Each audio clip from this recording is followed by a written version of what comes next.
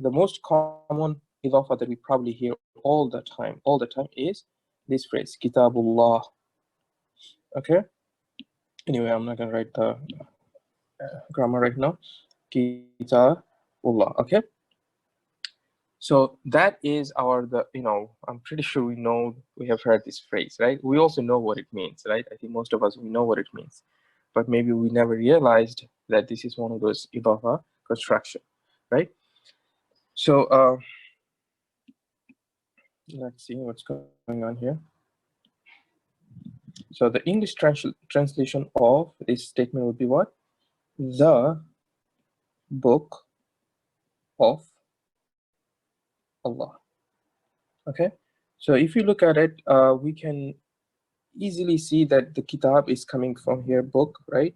And Allah is going here, so the order is fine, right? So kitab, how do you translate kitab? Book. Allah, we translated Allah, right? So we just have to add this of to make it idafah. And why we're adding of, and this is where all the rules comes into play, right? So, but before I do that, I just wanted to mention, because when you talk about idafa, we have to often use these terms. And I've seen a lot of books, because there's isn't any good terms in English language. You can say possession of something, linked of something. It doesn't. So in our, most of the book prefers the Arabic terms, which is the first part is called what? Mudaf. Let me write much better. Mudaf. And the second part is called mudaf ilayhi. Okay. Right. So first part is mudaf, second part is mudaf ilayhi. So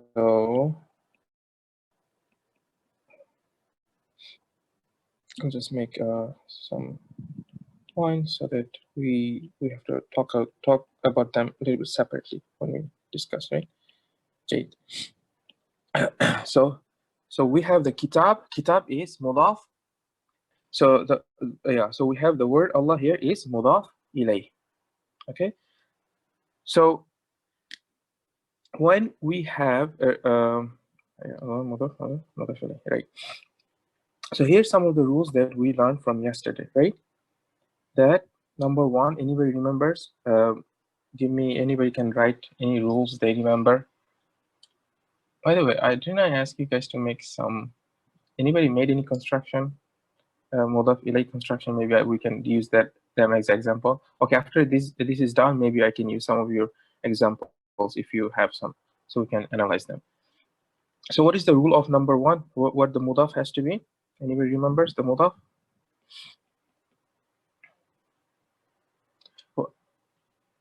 The mudaf. So we're talking about this one. So what is the first thing it has to be? Never takes alif lam. Okay, I read that. Never takes al. Okay. Anything else? Anything else we know about mudaf?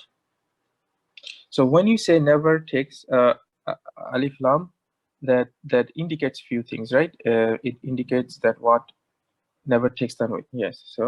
So never take tanween. Okay. So we have two things. It's kind of like limbo, right? Because when we look at this word, for example, we have kitab. When we know that when the word is standing by itself, what is it? It's indefinite. So what is the ending? Kitabun, right? It's always kitabun, right? What is that tanween does? Anybody remember what I meant? Explain what is this tanween is meant for? What does the tanween represents? What is the purpose of the tanween? Anyone remembers? Indefinite, yes. Well, you gotta put yes. I don't know. You're saying that it is indefinite, that the word is definite, or you're saying indefinite. I think you mean indefinite, right? Yes. So this tanween represents it is indefinite, right? This tanween represents is indefinite. Then what does alif lam do? It represent definite, and that's why you cannot have the tanween and alif lam at the same time, right? Because it's oxymoron. How can you say something is definite and indefinite at the same time? All right, all represent definite. tanween represent indefinite, so you cannot have two in the, you gotta make up your mind, right? You cannot say the a book, right? So that's why we have to lose the tanween when we say alif lam, right? But now we're saying you cannot put alif lam, okay, and you cannot also put a tanween. So what gives, right? Because if you put alif, you understand, right? So this is in this very weird state, a limbo state, and this is one of the cue that this word belongs to something. Every time you see something like that, obviously if somebody's not making mistake, like maybe book. So if you see a word with kitabu, where this word takes tanween, it should have been kitabun. Or if you know that this word is, it's not even alif lam, it doesn't have alif lam. So you have a cue that this word is part of idafa. That means this one dhamma, someone might argue this one dhamma represents off. So that means you're just stopped at something. So this one dhamma can represent off. So kitabu, book of, okay, go on, right? So that's the state, the first word stay in, right? Because it doesn't have tanween, okay, so that means it's not indefinite, but it doesn't have alif lam. Well, then it's not a definite. So from the physical form perspective, it stays in this kind of limbo. So taking what Brother Karim said, it cannot have alif lam and it cannot have tanween. So the default, then we have to put one dhamma, kitabu. As soon as you see kitabu, right, and if we probably going to be reading book that gives you shakals, right, harakats, right? We're not reading any books that doesn't give you anything. But the book that gives you anything, the harakat, and you see a dhamma in your mind, something has to follow because it's part of this idafa. It could be not only dhamma, it could be like, so this is what I'm going to write at the second rule. Now I'm writing Roman characters now. I'll just stick it in 2, 3. Can be fatha, kasra, or dhamma. Okay, so that means this one can be anything. You understand? It can be, because if it was fi, then it's going to be what? Fi kitabu? No, it's going to be fi kitabi. Okay, and if somebody says that there's a verb that I saw the book of Allah, okay, ra'aitu, I saw, then it's going to be what? Dhamma, kasra? No, then it's going to be fatha, right? So whether or not it's going to be dhamma, fatha, kasra, that's not the issue. We're not concerned about that, right? That's not the rule. These are the main rule, right? Rule is that as long as what Karim said, that it doesn't have alif lam, and as long as I'll highlight it, as long as it doesn't have alif lam and it doesn't take tanween, then we're fine. These are the only two rules we know so far. Make sense? So that's all we need to know about the first part, mudaf. Right? So, but the default is, of course, dhamma. So what do we know from the second part? Okay, let's hear who remembers what are the rules of the second part. Yeah, so it's always definite. I will put that in apostrophe here, like that, this star, because I don't remember I wrote always, but I'll write definite. I'll write it, what you said. So I'll put that, star on the word always. Anything else?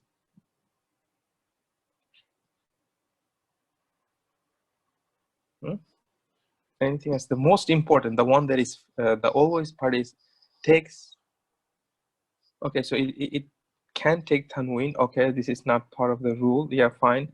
But I'm more genitive. That's it. That's the hardcore rule. That's the rule number 1. Like here, these two are the hardcore rules, and here this is the hardcore rule, which is always. Here you can use the always genitive. Honestly, I don't know genitive with the N after E or I. Allah. So that is always. Now, see, remember when I was saying before that these words will save your lives when you say genitive, nominative, and accusative.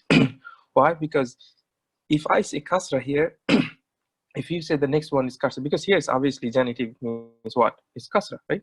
The word Allah it's no issue. You can put a kasra here. But then remember some of the other words. If you say Muslimuna, right? Muslims, how do you put genitive? There's no kasra there. There has to be Muslimina, right? So we'll see some of those examples. So it's very easy for us to use those terms. We can just say this word is in mansub, this word is in marfu, or well, maybe not Arabic terms yet. We can say nominative, accusative, and genitive. Good job. Right. So that is the hardcore rule. What is the hardcore rule again? Always in genitive. Make sense? Okay. So just by looking at these three rules, these are the, we're looking at these three rules only, the ones that I've highlighted, right? We see that everything is working here, right? So we have kitabu, then we have genitive. Okay, everything is matching. Now what the brother Karim said that is definite, that is, instead of always, I'll probably put I'll be a little bit more generous. I'll put 95% of the time it is definite. We'll see a lot of different kinds of ways to do this thing. When something becomes indefinite and whatnot, right? So honestly, this is a rule that I want you to think about this. So I'll put a little bit different color because it's important. It will help you to get a lot of confusion out. Because once you set these two rules, you're always looking at something like that. How should I write it in Arabic? So we'll have, okay, in English we'll say indefinite plus definite, right? Because we have to write this way. But in Arabic, of course, it will be what? Remember this word. If you don't know, that's fine. Nakira plus ma'arifa. So as soon as you see this kind of phrase, then your mind should start thinking. Remember what I was trying to train you, like even if you didn't understand the word, what the word means, just by looking at two words, you should be able to identify whether or not they were adjectives, right? So right now you should build that pattern also. Like, so when you have this kind of break where the first one is indefinite and the second one is definite, well, your mind should start thinking about that it is Idafah phrase, right? For example, I'll give you lots of examples today.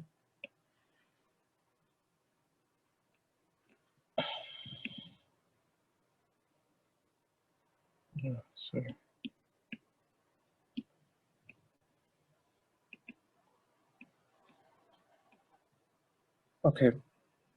Okay. So just by looking at this word, again, regardless whether you can read or not, you kind of see the first one is indefinite, right? There's no alif lam, right?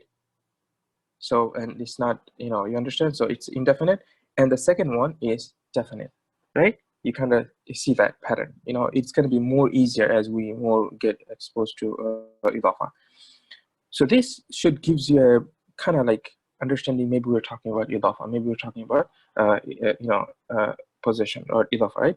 So what does it mean? So what if we think of that? So what has to be what should be on the top of ta? It's going to be one dhamma. And what's going to be here? Kasra, right? So now we have rahmatullahi. Now it makes sense. We have heard this one before. Rahmatullahi. So now how would you translate that? Anybody want to translate this? Because the thing is that when we see in the Quran, we see this kind of phrase. It's good that we understand it's idafa, but now if you translate like an adjective, it's not going to work, right? So how would you translate this? Let me see if somebody can try. But you know what rahma means, right? Anybody needs to know what rahma means? Rahma is mercy. So now let's see if we can translate this phrase. Mercy of Allah, exactly. See? Now, but in English, they give you another way of saying it, but something that, as I said, in our class, we're not going to focus too much. How can you say mercy of Allah in English? Allah's mercy, right? That kind of phrase doesn't exist in Arabic. But, in English, we know that both of them are same, right? So all the rules applies. The first one, no alif lam and no tanween. Second one is with in the genitive. case. Okay. Now another one, I'm pretty sure. Again, we're gonna be. This is kind of similar, but anyway, let's just do it. Okay. So now we have Rasul. Seems like Mudaf is object and Mudaf is the owner. Yes. So that's where the position comes in. Yep. That's the remember what I said, because the issue with the English term is that there isn't one fixed term, and even the terms are kind of like so. So then the mudaf ilay would be the owner, okay, and the mudaf will be something that is owned.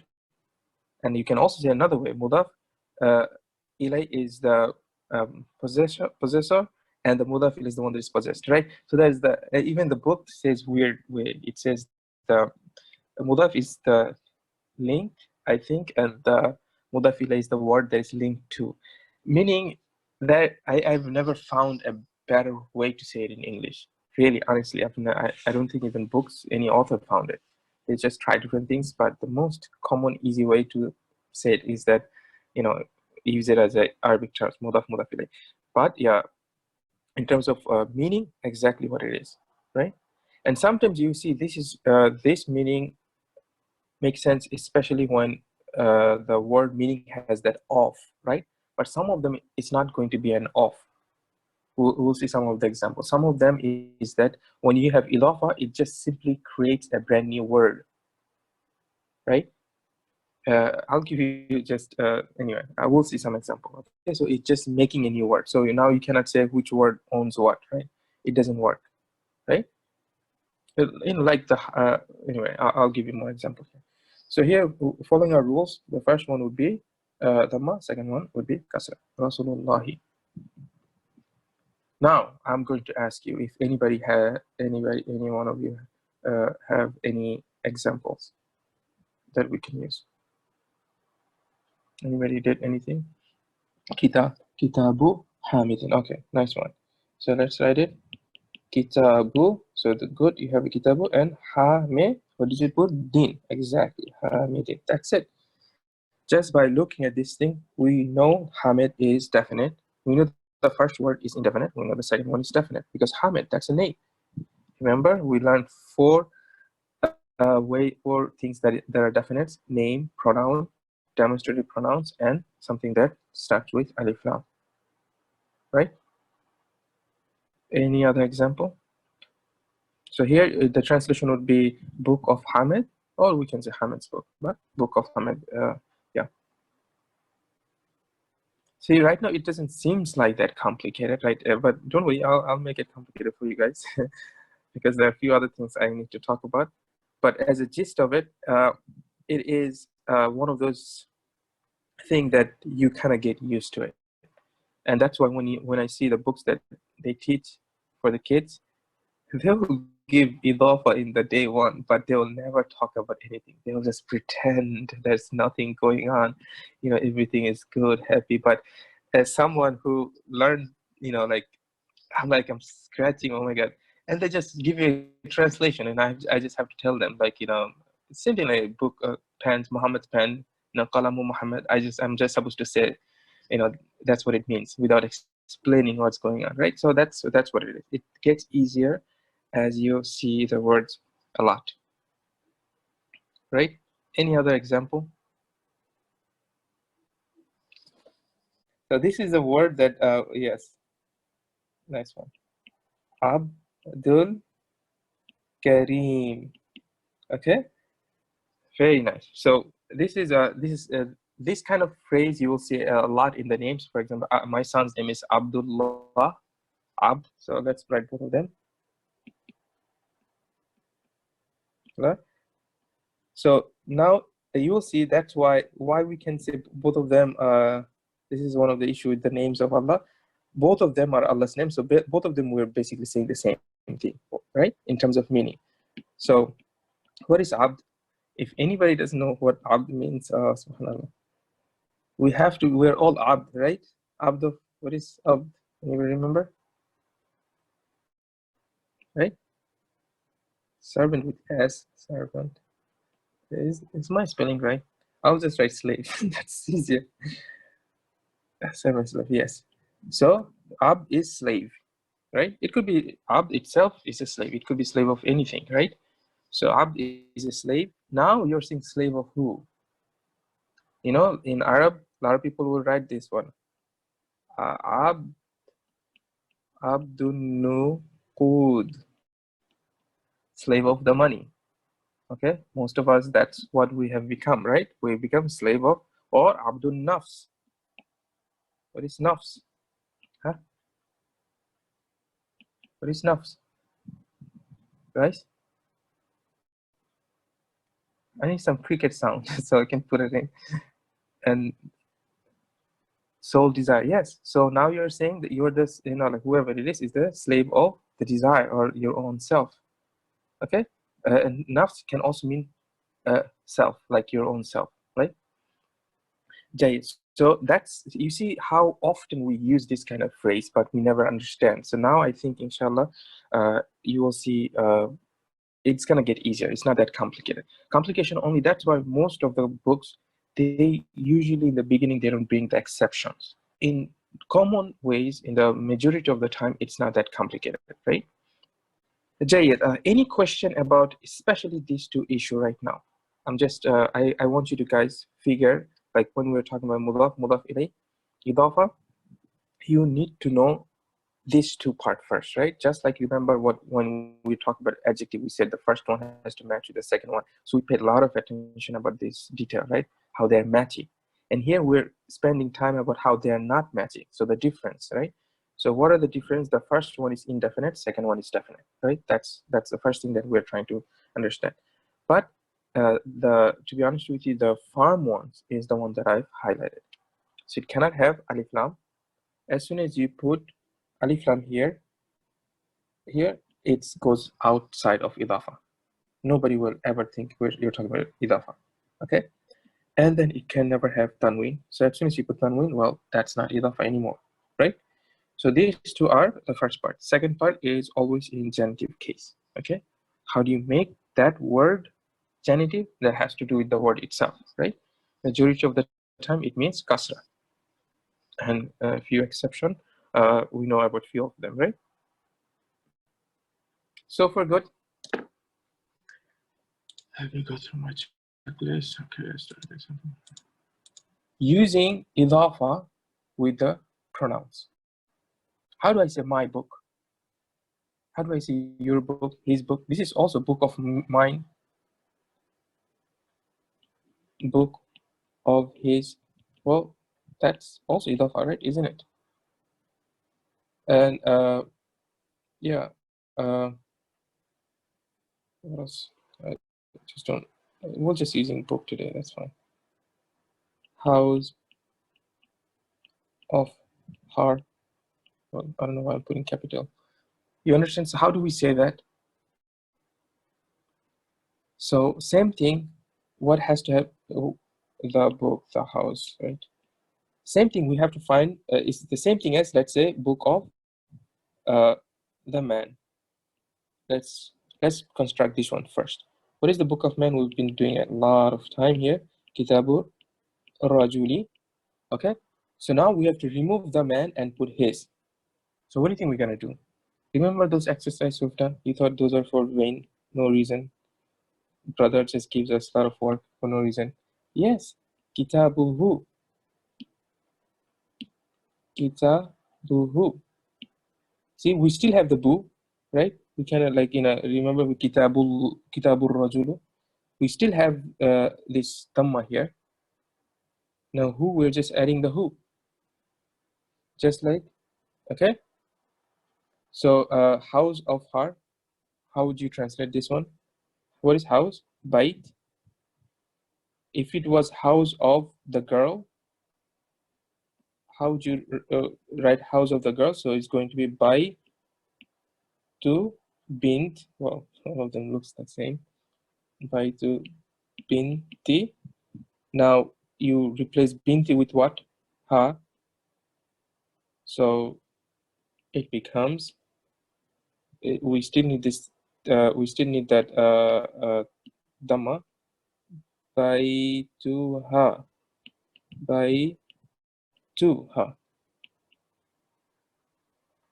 Exactly, yeah, and so got it. Yes, Baituha. That's it.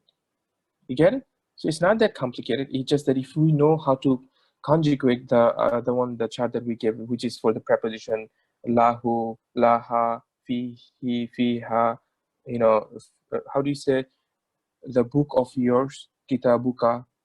So you can do the same conjugation. This is something you should really practice. The same conjugation, kitabi. Remember what I said about yeah? Yeah is always a special case. You cannot kitabi.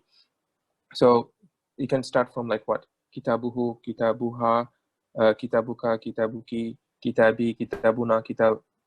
All of these things you should go through. I think I gave you one chart. You can just try instead of preposition, you can just try with any word. Any word you can take. Literally, just by adding that thing, you own this thing.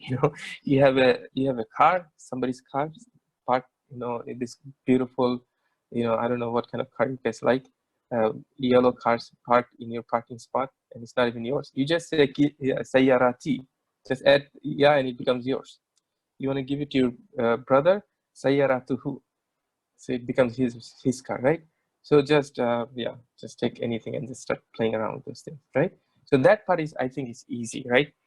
But easy is only because because we understand what's going on here. So if I say ala, what's gonna happen now? Ala, on his book. What are you gonna do right now, guys? Help me. Ala kitabihi. Excellent. Because of ala, remember this is the part. This is the part that the first part of the idafa. So you have to say ala kitabihi. Oh, by the way, right? This is one of the technical issue with the ha. It changes based on what we have before. I don't know if I think I talked about those things.